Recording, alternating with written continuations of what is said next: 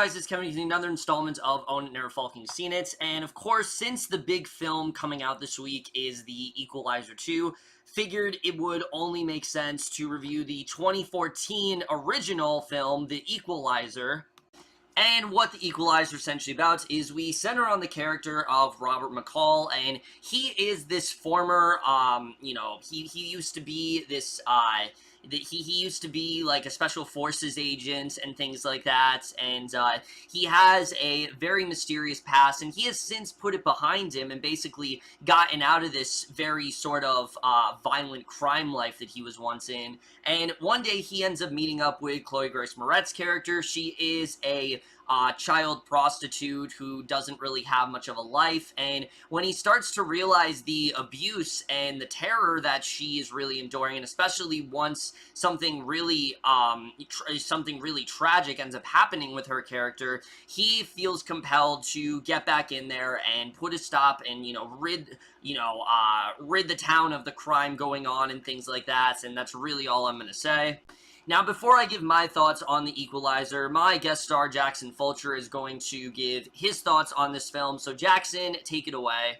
Hello everybody, on Kevin Falk's YouTube channel. I am Jackson Fulcher, and I'm really glad to be here to talk about a film that I also have never Falking seen before. Hey, get it? It's a pun of Falk's last name. So thanks for having me on. Let's start talking about The Equalizer, which I have never seen before until now. One thing that really stands out in this film is the intense, brutal, bloody action sequences in this movie. This movie is rated R for a reason, folks. Jesus Christ. The amount of intensity that Antoine Fuqua was actually able to add behind the camera was stellar. Like, every action scene that came up, I was never bored, or I never thought any of the action scenes were dull. Like, each one stands out in a very unique way. Whether it's a shorter action scene or a longer one, like, each one has something special about it that I really admired. And I can see a lot of people maybe saying that the violence may be a bit excessive, and I can see people complaining about that. Just for me, I didn't really get bothered by that too much. Like, we don't really know much about Robert McCall's past at all, so seeing what he did in this movie, it's like, alright, he probably did all this stuff in this past life that we don't really know about. So it just kind of made sense to me. So each action sequence had me entertained throughout the film, and the last action scene of the movie, where it takes place at this knockoff Home Depot, it's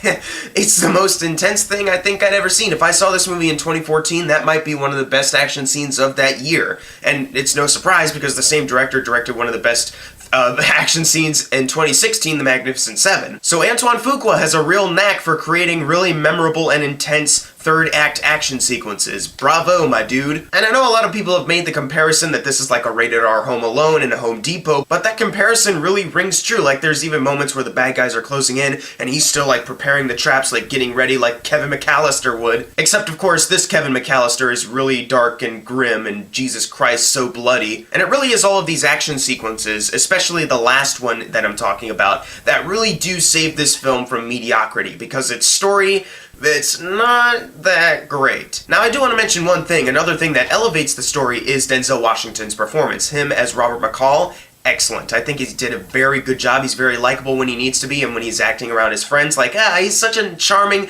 nice dude, but when he needs to beat someone's ass, like, he's still able to do that in a very intense way. So him as the character, being able to follow him throughout the film, really did elevate a lot of my experience watching this. It is a little frustrating not knowing what exactly his past is. Like, all we really know is that he has some sort of training, like he was maybe in some program or whatever. I hear the sequel is like diving into those details more, but when you're watching this film and they don't really make it that clear, it leaves a little left to be desired, especially since this is essentially the origin story of this guy now. Another thing I thought was a little underwritten was him and Chloë Moretz's relationship. Now, they have a few exchanges in this diner earlier on, and that was nice, but it didn't really feel like it was enough. And you buy how Robert McCall wants to help her character because he's such a nice guy and he's so charming, but when you see those interactions beforehand, you don't really feel the real drive of him wanting to help her. The exchanges they have are kept kind of minimal at that, and you don't really feel like she's making that much of an impact on him, and you don't really feel like he's making that much of an impact on her either. Just, hey, I met you once and we're kind of cool with each other and we took a walk once,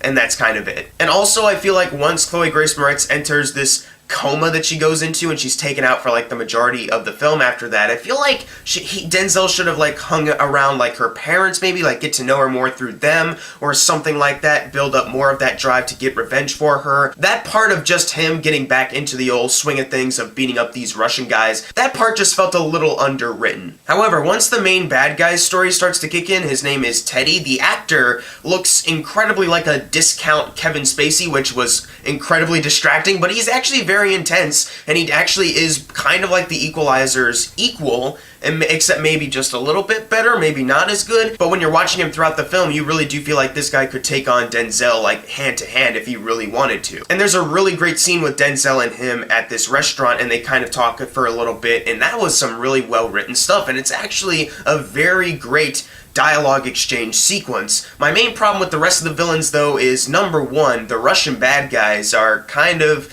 cartoon characters. like their accents are just a little too goofy for me, and I didn't really think they were really intense characters. They're just kind of there for Denzel to beat up, and it's very obvious that that's what they're doing. None of them really pose that much of a threat. David Harbour is fine, but he is really more of a secondary character. I like seeing where his character ended up, but he is kind of just lackluster compared to the main guy. But my number two problem with the villains is that when the plot is kind of focusing up on them, like, alright, the bad guys are going to start coming after Denzel's going to have to start taking care of them, all of a sudden the movie will cut to a different story with Denzel helping another friend of his out, and then helping out another friend, and it's like, it doesn't really feel like the plot is that committed to the actual bad guys right now, because it seems like Denzel is off doing his own thing, like taking detours in the plot. And sure, there's one subplot that kind of builds into what happens in the third act, but it's like, I feel like you could have written that in a better way so that it fits better, because right now it feels like you're taking like a detour. And there's another scene later where Denzel, he's being chased down by the bad guys, and at one point you're like, oh, things are starting to heat up, I wonder how he's going to get to them.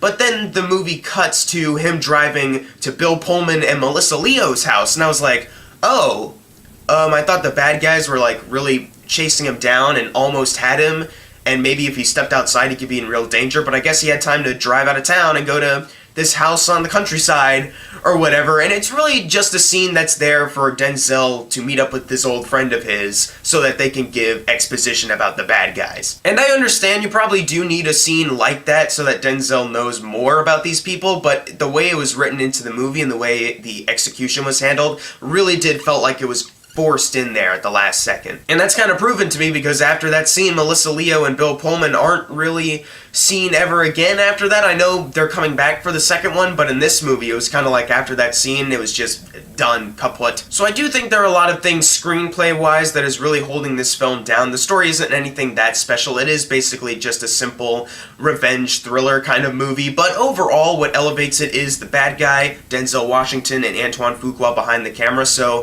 if you're able to offer a very bloody, very violent, entertaining ride for me, then I can let go a lot of the other storytelling aspects that come here. It would have helped if you did improve the story. It could have become like a really classic movie, classic action movie kind of thing, like a John Wick, but instead it's like the lackluster John Wick. Like, this is maybe what you thought John Wick was going to end up being like. I'm going to give the Equalizer a B-. There are a few times where the plot doesn't really feel that committed to what they're doing. There are a lot of cartoon character bad guys, and there are certain characters that I think could have been fleshed out a little bit more, better written, but overall I had a good time with the movie. It was a decent ride, and I hope Equalizer 2 improves upon this film. Even though I'm hearing that it's a little bit more of the same, maybe not as good, I hope that the sequel can be better than what the first movie did, because there's definitely room for improvement. So thank you, Kevin Falk, for having me on here to talk a little bit about the Equalizer. I'm going to pass it on to your 30-minute review now. Thanks for having me on. I hope to be back on again. I hope it's for another terrible clusterfuck of a movie preview. Bye! Thank you, Jackson, and now it's time for my thoughts on the Equalizer. So, Equalizer in general, I was very interested in this movie. I remember in 2014, I really wanted to see it, and I just never really got round to watching it till now. But I figured, obviously, like I said, second one's coming out, gotta watch it, and I gotta say, while The Equalizer isn't an amazing film or anything, this is still a very solid action thriller. I really did enjoy this film a lot. I think it is definitely a very well done film that is a little bit different than your typical action movie, and that's something I really do like about. But let's just get into it right now, starting off with the cast. Now, obviously, going in this movie, that's definitely, I think, one of the main attractions here. I think the cast here is honestly pretty stellar. I think everyone really does a great job. But, of course, the guy who really is elevating this entire thing is Denzel Washington as Robert McCall, who, the character of McCall is a bit of a blank slate. We don't really know a ton about him, but Washington just pours his heart and soul into this movie. I mean, this is a guy who... sometimes, you know, if you were, like, chatting up with him, he'd be a very charismatic, fun guy, but if he needs to, he will fuck you up, and if he thinks that you're in some shady dealings or something like that, he definitely will do what he needs to do, and I really love that about his character. He's very charismatic, but he also is very harrowing at times, and a lot of people compared him to John Wick, and I do think it is a pretty apt comparison. They have very similar, ways of doing things, except I do think, you know, McCall is a much more charming dude than someone like Wick. Like, Wick is pretty much always that very bleak, sort of, just very brutal guy, and McCall is really only like that, like I said, when you fuck things up, and I do think he does a really great job here. Again, while McCall, we don't know a lot about his past, Washington just pours so much into this role overall, and I really just loved seeing him here. You can definitely see why this is the first film that gave him a franchise, because this is a really great character, and I think he pulls it off very well here, and I really did enjoy him in this role. But someone who does actually rival Washington is Marton Kozak as our main villain here, who, while this guy isn't amazing or anything, this is still a really damn good villain. He's the perfect foil to McCall. In fact, there's a great scene between these two when they're in this diner, and you see how similar they really are. I mean, this is a guy who, very similar to McCall, he does have a very harrowing past, and he is involved in some very violent things, and you can see, you know, why they are facing off, and I really did love this villain. I think he did a really great job in this film. I really did love the juxtaposition, but also the similarities in these two. I think that's definitely one of the best things about this film for sure, and I think overall he did a very good job here. And then the rest of the cast I thought also was very strong. Chloë Grace Moretz, let's talk about her character, because I remember when this movie was announced, and I was very excited to see her in a much more serious role.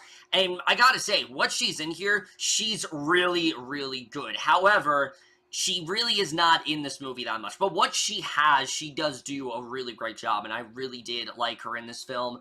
Melissa Leo and Bill Pullman randomly show up, and I do think they did a good job for what they had. Haley Bennett, I don't really think anyone was that bad in this film. David Harbour, I thought also was really great. Really, everyone does do a very solid job here. I was overall impressed by the cast here.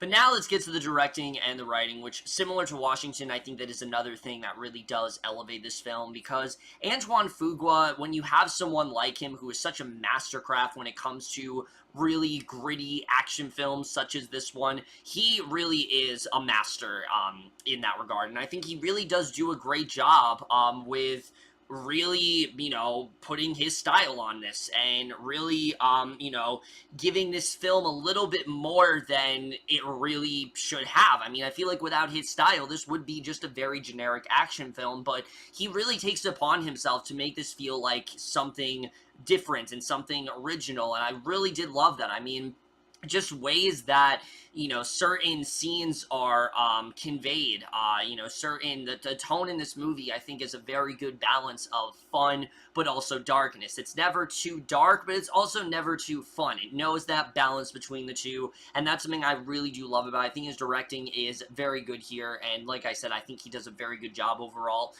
The writing, unfortunately, though, this is where we get to some of my negatives with the film, because I do like the main story here. I like that McCall is a blank slate. It does make sense to do that for this character. However, he remains that throughout the film. He remains very much just a guy who, he's doing this for some reason, but we don't really know exactly what that reasoning is.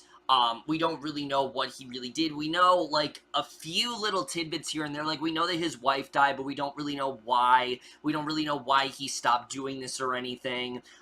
You know, there are definitely things you can infer, and there are definitely things you can, kind of draw parallels to, but unfortunately, they don't really give you the hows and why of how he did this. And this would not be a problem for me if the film was not essentially an origin story of how this character becomes the Equalizer. And we just didn't really get that here. And look, like I said, there is that fantastic diner scene between him and Marton Kozak, where basically we see that he is just as messed up as him, and he's really telling him how, you know, even though Marton Kozak seems like the bad guy, we see that McCall is just as messed up, if not more messed up than him. If that wasn't there in the film, this film would leave very little to be desired, and I feel like that definitely is a big problem here. The story in general, it's definitely interesting, but I just needed a lot more from the story.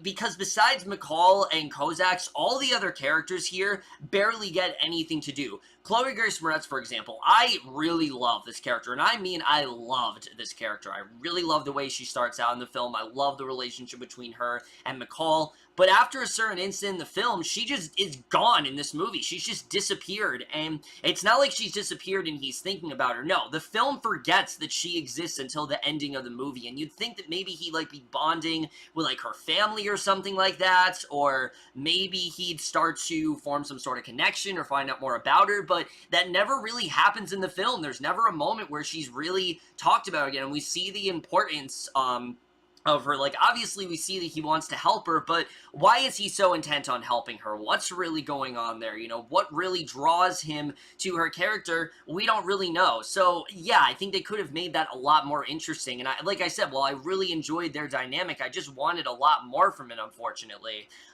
And that really is my biggest problem with this entire film. There's a lot of characters. Like, there's this one guy who works at, like, a Home Depot who he's trying to help lose weight because he's a little overweight, and he's trying to get him to lose the weight to be taken more seriously at work. And again, it's a good story. It just doesn't, they don't really do much with it. Like, we keep cutting back to him, and I'm like, oh yeah, this guy's still part of the story. So the film really does have a problem with its side characters. Like I said, McCall and Kozak are really the only ones that feel fully fleshed out, and even at that, they're more blank slates, but it works in that way. These guys, there just isn't really a lot with them, and the villains especially, besides our main villain, are incredibly cartoony. I really was not caring about most of them. They just felt like the generic villains who are doing nefarious shit, and they're doing what their leader tells them to do, and there just really isn't much of them. I needed a lot more from them, and we unfortunately just didn't get it. Also, the whole thing with leaving McCall as a blank slate, like I said, for the most part, I do think it works. There are a few times here and there where it just feels a little bit bizarre, like he has these skills and you don't really know where he got that from. Also, he can do this thing where every time he sees someone, he can, like, read into their history and, like, what they've done. It's really cool. I really do like that visual gag, but it feels like it was only there just to give us something to latch onto with this character, and they just don't really explain it a lot. And I am hoping in the second one, maybe they do delve a little bit deeper into that, because I think it really is a cool idea, with, like, the blue lenses and whatnot, and how he's able to get a look into their history, but they just don't really explain it that much, and I am hoping that they do a little bit more with that, you know, for the sequel overall. But perhaps the weirdest choice of this film is, in fact, its pacing, because the writing in general, for the most part, I think is good. I do definitely enjoy the screenplay overall. Just certain things in this movie definitely seem like they could have been cut out, because like I said, throughout most of the film, they decide to leave McCall's character as a blank slate, where we don't really know what he is, we don't really know where he's come from. Then randomly, when tension is really heating up and it looks like shit is really about to go down, the film randomly stops and it takes this detour to see Bill Pullman and Melissa Leo's characters, and it comes so far out of left field. And look, I understand why this sequence is here. They're trying to give us more insight into his past. They're trying to show his connection that he has with these two. And I wouldn't have a problem if these two weren't throughout the rest of the movie, because they're literally only in this one sequence, and it's just an exposition dump of just telling us stuff we really don't need to know and just isn't really important in that given moment. If you wanted to do that, you should have shown these two throughout the film, and they just don't. It's so weird, and it comes out of nowhere, and I feel like if you remove the entire sequence, this film would play out exactly the same. I don't really know why it needed to be there, and it just felt like something that they added in because, oh, we need an exposition scene so people have something to latch onto, and I already felt like, I'm not saying like there was enough or anything, like definitely they could have given him more, but it just did not really need to be there. It's so jarring and it happens at exactly the wrong time, and I really don't know what that sequence was really about. Like I said, the writing here is very 50-50. There are some things I really do like. There are some things I don't really like, and that's really all I gotta say with the writing. The cinematography in this film, though, is fantastic. Once again, Antoine Fuqua, he knows what to do behind the camera for sure. I don't know who constructed the cinematography here, but they really did an incredible job with this film. Every single action sequence really does feel integral. Again, this is a movie that could feel very generic, and no, every action sequence does, you know, definitely does give you that satisfaction that you really do want. And this film is incredibly ultra-violent, and a lot of people have complained about that, oh, this film is just very gratuitous, and for me, I think it does work. You know, this guy is pretty much a cold-blooded killer, and like I said, when he finds someone that he really doesn't like, he really doesn't have any limits, and I do think it makes sense for him to really mess them up, and especially the climax of this movie, holy shit, where they end up going in the climax. I mean, they go all out. They definitely don't hold back in that climax, and that's something I really do love about this film. They do not hold back with the violence, and at the same time, though, I don't think it's gratuitous. I think it definitely does need to be there. I think it does add a lot to the film, and I really do give this film a lot of props for just going there. A lot of films nowadays would hold back, and this film, it doesn't. It goes for it, and I really love that about the violence here. The score as well, I definitely do really enjoy. Nothing amazing, but it is a good score overall, and the editing, like I said, besides that very weird edit with Melissa Leo and Bill Pullman, I do think this film, for the most part, is well-paced. I really wasn't bored ever with the film. I was into it for the most part. I just really needed a lot more with the secondary characters overall. The ending to this movie, I definitely really did enjoy. I thought it was a little cheesy here and there, but where they do end up going with it, I can see why they're doing a sequel. However, I don't think we really needed a sequel. Like, I don't really see the point of them doing one. Maybe the sequel will change my mind, but just the way this movie ends, it does not really seem like something that needs to be a franchise. But hell, who knows? Maybe I'll watch the second one and be like, you know what, that was incredibly necessary. Overall, The Equalizer is just a very solid action film. It's a film that could have been, I think, very generic and very forgettable, but it has a lot more passion and a lot more competent directing and gorgeous cinematography, really memorable action sequences that I think really just elevate the film overall. I think that there's a lot of stuff in this film that we have seen in other films for sure, but this film finds a way to make it feel fresh and exciting, and it just, like I said, it really does not hold back. It gives you a lot of interesting stuff to latch onto, and I definitely did enjoy it overall. It's nothing amazing, but it does have a really great performance from Denzel Washington, Marton, Kozak, Chloë, Moretz. Everyone really does do a really great job here, and I really did enjoy The Equalizer overall, and I am going to give The Equalizer overall a B-. So alright guys, for our review of The Equalizer, let me know what you guys thought of this movie overall, love your thoughts on it, and now guys, it is time for me to talk about what's going to be the OINFSI Falking Scene It for next week. I know it's been a little while since I've done this, but here are all the films I'm going to be reviewing, and now we're going to click randomize, and here we go. Looks like the next film I'm going to be reviewing is The Wolf of Wall Street. Okay, this is a film that I've wanted to watch for a long time now, so definitely look forward to that sometime next week. And this is why I love doing this segment on my channel, because for years I have had people telling me, dude, you need to watch Wolf of Wall Street, you need to watch it, and I actually have technically seen some of it, more into that next week, but very excited to watch that next week, needless to say. But either way, guys, if I review The Equalizer, let me know what you guys thought of this movie overall, love your thoughts, and look forward to my Equalizer 2 review coming very soon. Also, thank you once again to Jackson Fulcher. Definitely, guys, subscribe to his channel if you want to. I will leave a link to his channel down below if you guys want to check that out. But that's it for this video. Hope you guys enjoy. See you guys in my next video, and I will see you guys for that. Okay, bye.